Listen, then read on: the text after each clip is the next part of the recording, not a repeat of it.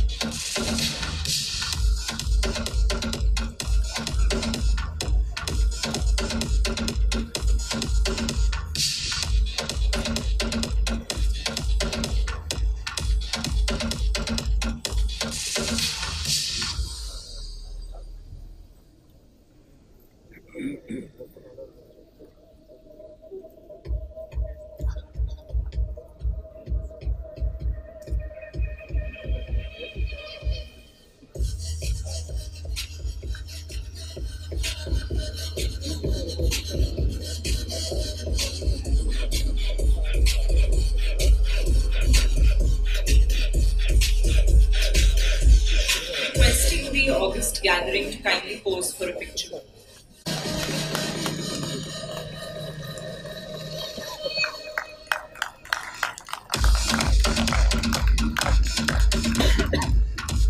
Thank you, ladies and gentlemen. Thank you, sir. If you look at her, you still feel like that movie Sarfarosh, and you start feeling that if only you had Jagjit Singh's voice, you will be singing that famous ghazal of Sarfarosh. So Sonali Bendre made her debut in. Looking at her, you don't guess that. She looks very, very young and very energetic. She's also an author. She wrote a book about parenting.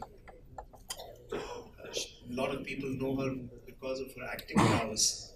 But I think today she's recognized more from the point of her advocacy for detection, prevention, and the spread of awareness about a disease that everyone is afraid of and doesn't want talking. So, Sonali, I'd like to put my hands together for you to do that. It requires rare courage, and you yourself are a television personality or film personality, and what you say makes a difference. There are a large number of doctors out here, but there are a large number of medical administrators out here, and we'd love to hear you because you bring that patient's perspective into what is the most crucial aspect of care in medicine, and that is the quality of care, which results in better outcome.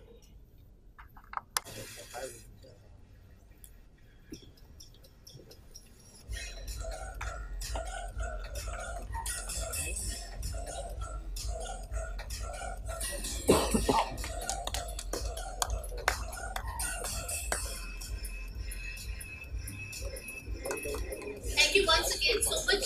Thank you so much for your time. And we now, without any further delay, I would like to please welcome her on the stage. A big round of applause, please.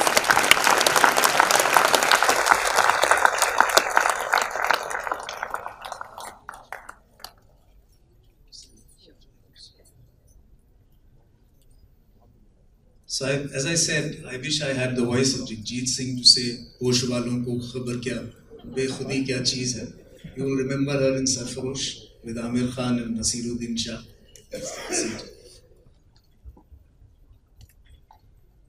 Sonali, you are an icon in the eyes of a lot of people. First, as a career woman who made theatre, films, television, somebody who has gone through this kind of a journey, to have suddenly been detected with a life-threatening situation, your career being at stake, and then emerging out of it and becoming a champion protagonist for it, obviously raises certain questions in the minds of a lot of us who are from the medical world. First of all, would it be intrusive on my part to ask you, how were you diagnosed? Where were you diagnosed?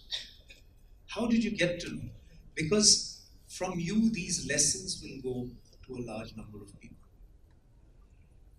First of all, good afternoon, everybody. It's a pleasure to be here. Uh, Dr. Patkar, and Dr. Agarwal, they've been strong pillars in this journey of mine, and somewhere have been part of the beginning of this phase of my life, I would say, because it is a different phase. And my husband and me joke, we say BC and AC, that's before cancer and after cancer. It's like a different lifetime. Like you said, that I don't think I'm a champion in the sense of kind of trying to. My voice is much softer than what was going on before. I'm not good to hear. Sorry about that. I can't really shout so much, but you were right about it, that we need to demand. And what happened was that I did not look at what was happening to me and did not ask too many questions as I should have. Couple of points to that. Probably it comes from the fact that as women, without knowing in the subconscious, we are all taught Sahin Shakti bahut achhi baat hoti hai. So you're taught that, you know what, be tough, bear the pain. You have to bear a child, bear the pain. We're all being told that somewhere. So you kind of internalize that, and you're always thinking that, you know what, I can bear the pain and you can go on. And I kept telling myself that I'm putting in an 18-hour day. So obviously I'm fine, I'm not dying, but I was. And then I look back and I say, how did I do that? So then the question was that, why did I put up with this pain? What was I waiting for me to collapse? To understand what my body was trying to tell me. So it comes down to that the body was sending me signals. I was not looking at it as I should have looked at it. Half of the time we say that, yeah, but I've told my doctor, so it should be okay. But we forget doctors are human beings too. And they're looking at, especially in our country, the kind of patients they're looking at, and the kind of numbers they're looking at. It's really not possible for them, to blame everything on doctors and say, why did they not? I mean, how can they? It's my own body which was telling me and I did not listen to it. So why expect somebody else to? So I think we're already putting on a lot of burden where doctors are concerned. So that's where it started for me, not listening to the signals. Went in for what would you call it, a TCRE procedure? Because these are the medical terms that I know of, and which here, this room, people will understand. But yeah, and we were suddenly, we discovered that there was something in there which was causing this whole thing all this while. And we came out of there, and then we discovered that it was not just there, it was all over. It was spreading really fast, and it had spread to a lot of areas, and basically it was the 4th stage. So I don't know how I had pulled it off till then, but that was the shocker. So Sonali, from the perspective of the diagnosis, from the perspective of the guidance that you received, do you have any reservations about the quality of care that you received here? Not at all. But I would say I did go to the US. I went to New York for my treatment. My husband was very clear about it. He said, I don't want to take any chances. And the reason I think I was literally fighting with him. I'm like, my child is young, the home is here, and we're just picking up. And it was literally in 2 days after the diagnosis that we had packed our bags and we had left. And I didn't know when I was coming back, what was happening, where I was going for. It was just the two of us. We had not really had time to discuss it with too many people, and we had just taken off. We had got the appointments and we had just taken off. So I kept fighting with him, saying that, how can you just stop everything? But when I reached there and I got to know the extent of this, somewhere I did honestly feel, thank God I'm here. I think that comes from the fact that there are a lot of things that now in hindsight I look at, and it was probably an instinct, but where he came from, and as he explains it to me, he said that, I know we would have got great care here, and touch wood, we have the means to, and the connections to, and the relationships where we could tap on people. But the fact remains that we went to a place where this is what they dealt with. The only disease they dealt with was this. So his logic was that if for so many years they're only dealing with cancer and its various types of cancers, so much so that the place that I went to, the entire building was dedicated to just these type of cancers. That means there has to be something in which, when you are obviously doing it constantly for so many hours, there's definitely going to be more data that's collected, there's going to be more intuition that is going to be there. He said, you were at the stage, but I did not want to take a chance on this. And what, like in his words, what he said was that I would rather say that, oh, I, overthought it and I overreacted, rather than later on feel that I should have done it. He said I did not want to take that chance, and that was the reason why we went there. So no offense and nothing. No, not at all. What I was leading to is that in your mind's eye and in your husband's eye, it was the outcome that was probably higher in that particular hospital, maybe because of super specialization. So to you and to your husband, decision making was based not because you didn't receive the right care or would not have got the right care, but because you felt that the outcomes there, being super specialized in that particular area and having that expertise, were high.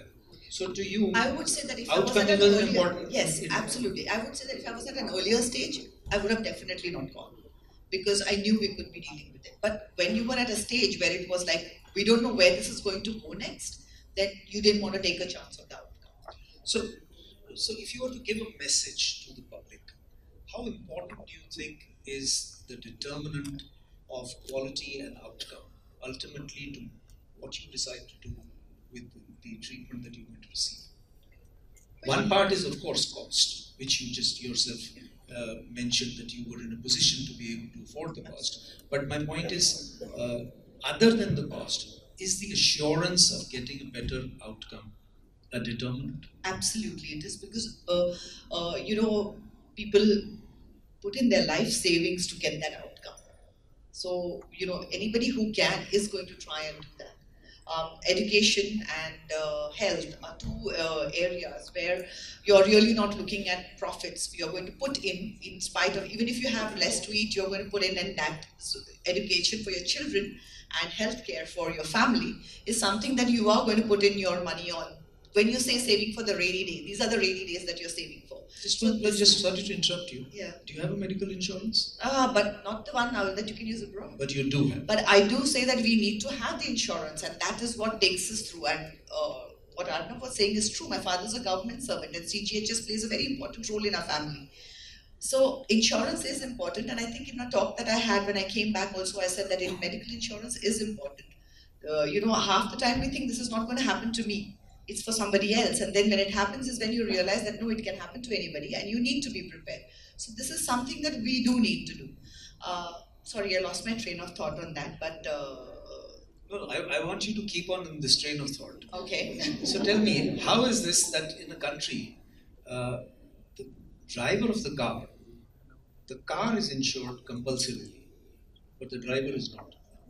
Well, I think the employer should have the insurance for the driver also. So suppose you are the driver or I am the driver. Our car by law is insured.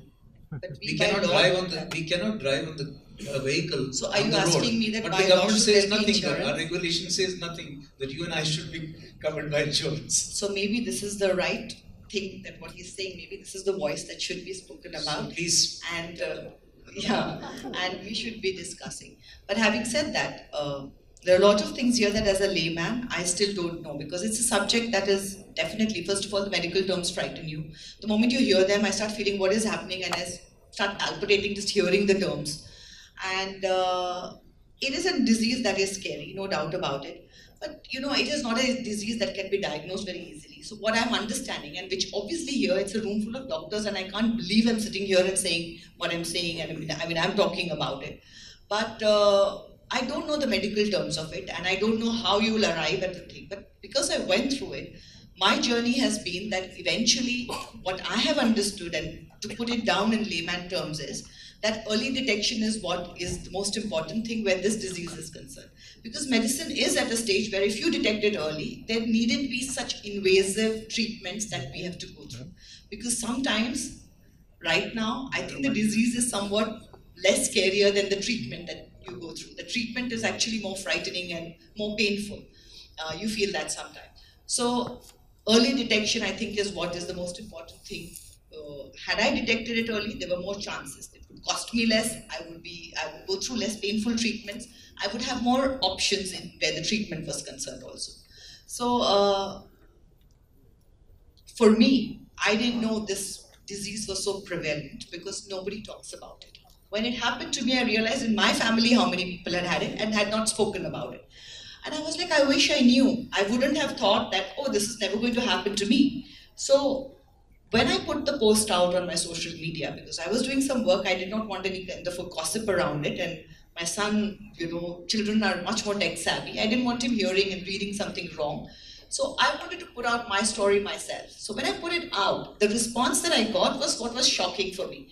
Because there were people from all stratas of society writing into me saying, this is what happened to my aunt, to my grandmother, to my son, to my mom, everybody. And there was no like a niche in society. Every strata of society they were writing in from and they were discussing it.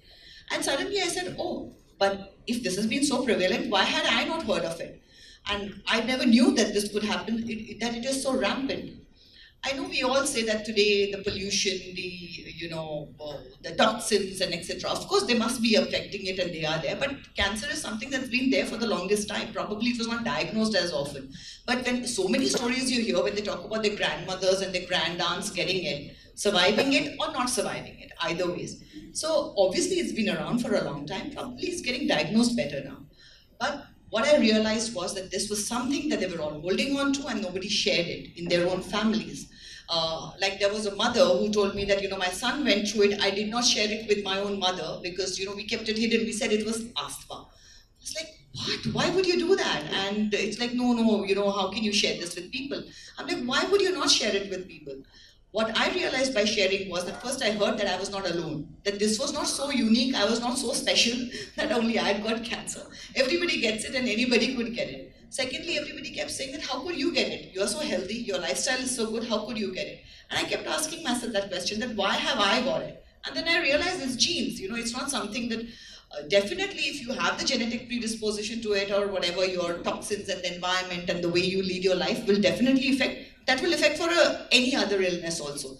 Leading a healthy life is a basic thing for any sort of disease, not just for cancer.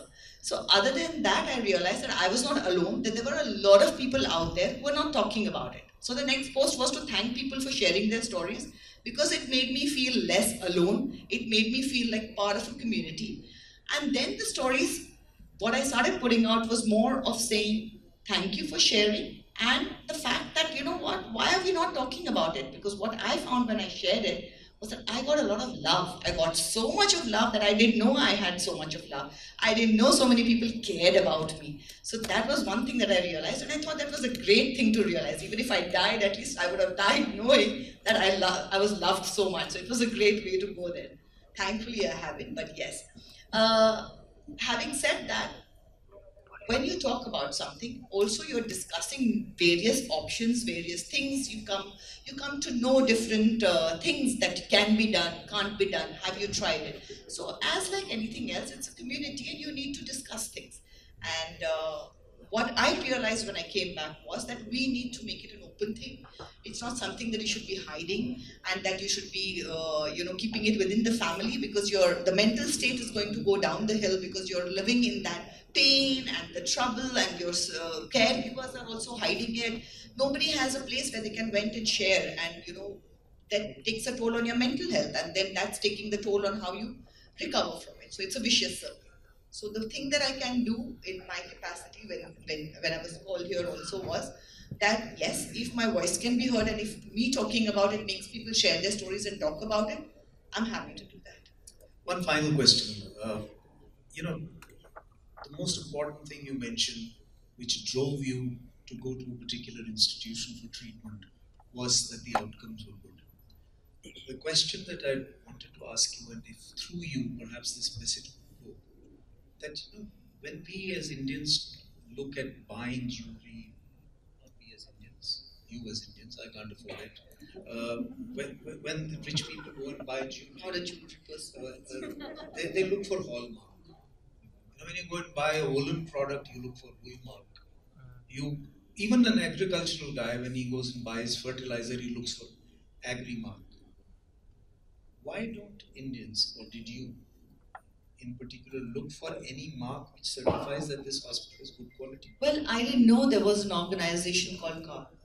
To be honest, this is what I came to know now, and I'm so happy that there is something which is like a benchmark, which is basically, like you said, an ISI kind of a certification is what you look for, right? When this is the place you should be going for. CAHO represents the accreditation Right. body, and then it's all over the world. So So the now, hospital you went if to, you- United States also has accredited. So right. So what is the accreditation? We don't know Accreditation about means it. yeah. So So through like you, there are all these ads that go out which say that Jago Grahak Jago. and ISI mark dekho, hallmark dekho. Correct. So maybe you guys should also be advertising. So would you be able to Of course. do this as an ambassador? I think this is the best way to end it. So, ladies and One gentlemen, more. I would like to say a couple of things more. Like just one more thing. When you said when you go, if there's a difference between what is happening in the US and what is happening here and all that, I do have 2-3 things that we need to look into much more. And I don't know, and I'm happy and open to sit and contribute in any way that I can.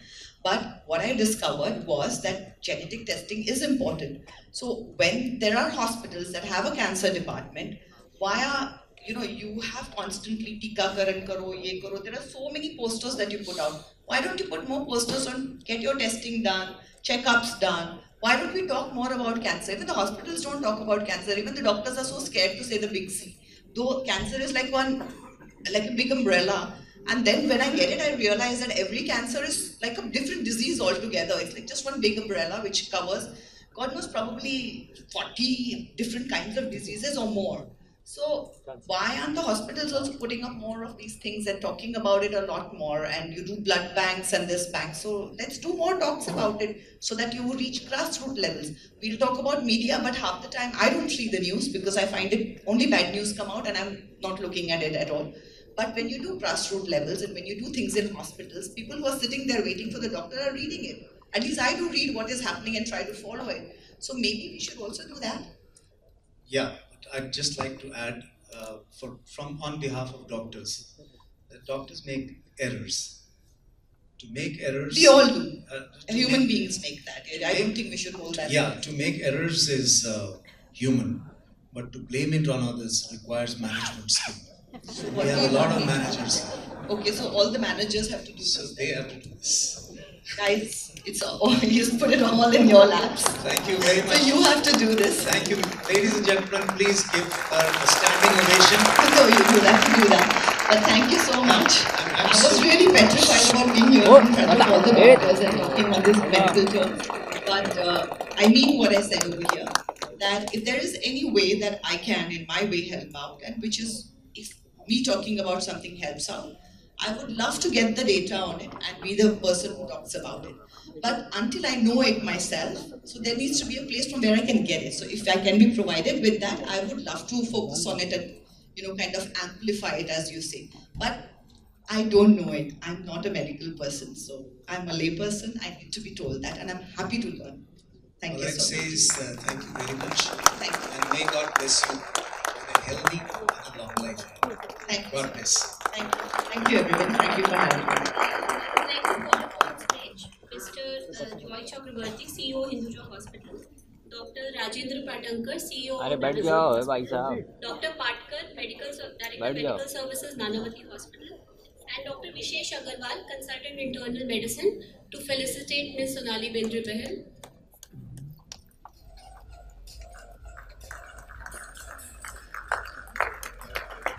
Thank you so much, ma'am, for taking time out of your busy schedule.